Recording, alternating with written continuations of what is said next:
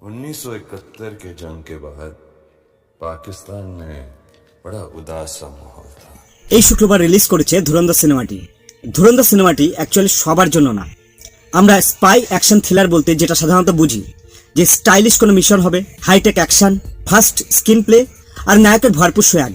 কিন্তু এইসব দিক দিয়ে যদি আমরা দেখতে যাই সিনেমাটিকে, তাহলে ধুরন্ধর ঠিক তার উল্টো। তাহলে এবার সবার মনে প্রশ্ন আসতেই পারে যে এটা কেমন স্পাই অ্যাকশন মুভি, আর ঠিক সেই উত্তরটাই খুঁজে বের করব রিভিউতে।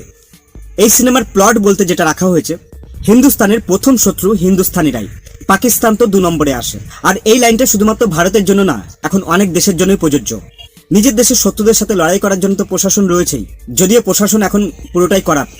কিন্তু অন্য দেশের মাটিতে গিয়ে কিভাবে একজন স্পাই সেটাকে রুট লেভেল থেকে উপড়ে ফেলে, সেই গল্পই দেখানো হয়েছে ধুরন্ধর ছবিতে। পাকিস্তানের কোর লেভেলের গ্যাং ওয়ার, টেররিজম, পলিটিক্স সবকিছুর মধ্যে ঢুকে গিয়ে একজন স্পাই কিভাবে সার্ভাইভ করে, কিভাবে দেশের জন্য ইন্টেল কালেক্ট করে, সেটার কেবল শুরুর অংশটাই দেখতে পাবেন ধুরন্ধর পার্ট 1-এ।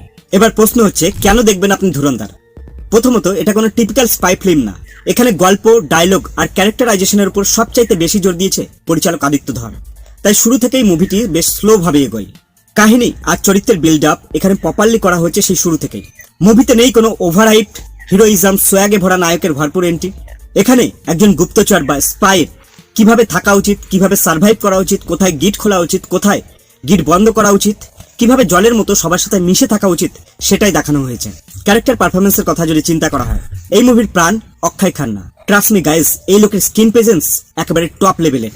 রেমান ডাকাতের চরিত্রে অক্ষয় একদম সো স্টেলার। সে কিন্তু এই সিনেমার ভিলেন, কিন্তু মাঝে মাঝে তাকে আবার হিরোও মনে হয়। রণবীর সিংকে পুরো মুভি জুড়ে ঠিক সেইভাবে এক্সপ্লোর করা হয়নি।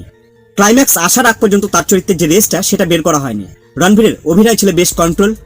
বিশেষ করে একটা সিনের কথা মনে পড়ছে, যেখানে ভারত একবার আক্রমণের শিকার হচ্ছে আর এই হামলার জন্য সে নিজে বাধ্য হয়ে সাহায্য করছে। রণবীরের এক্সপ্রেশনটা তখন সত্যি দেখার মতো ছিল। বাকি কাজদের মধ্যে সঞ্জয় দত্ত, মাধবন আর অর্জুন রামপাল সবাই গ্রেট পারফর্মার। স্ক্রিন টাইম কম হলেও সবাই চমৎকার কাজ করেছে। বিশেষ করে সঞ্জয় দত্তের স্ক্রিন প্রেজেন্স, হিরোইজমের যে অভাবটা ছিল সেটা সঞ্জয় দত্ত পূরণ করে দিয়েছে।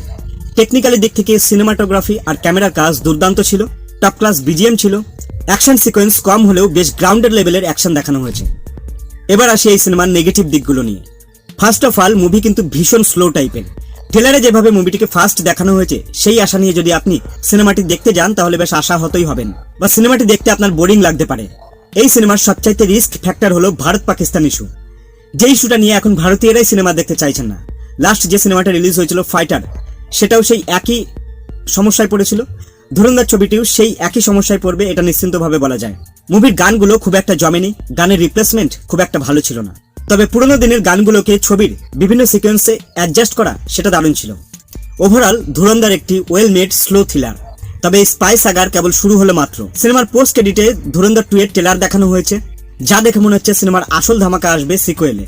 আর সিকুয়েলের জন্য খুব বেশি অপেক্ষা করতে হবে না। 2026-এর ঈদেই আসছে ধুরন্ধর পার্ট 2। তাই আপনি যদি well made, slow, grounded thriller movie দেখতে চান, তাহলে ধুরন্ধর অবশ্যই দেখুন। আজকে এই পর্যন্তই, দেখা হবে আবার পরের রিভিউতে। বাই।